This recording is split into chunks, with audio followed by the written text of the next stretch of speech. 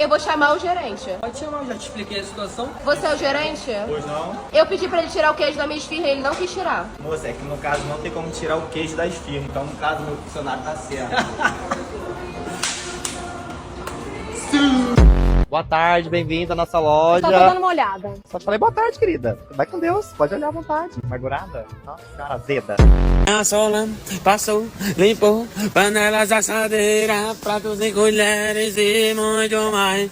É a sola, a esponja de aço que não para de crescer, cada dia eu compro mais. Enxurrada de opções.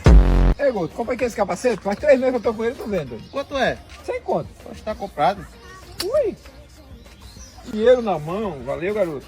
Opa, gostei desse capacete aí, hein? Pra vender, sem conto. Pra vender, eu tenho 20 aqui, ó. Tá vendido. Oxe, na hora. Ai, vendi ligeiro demais.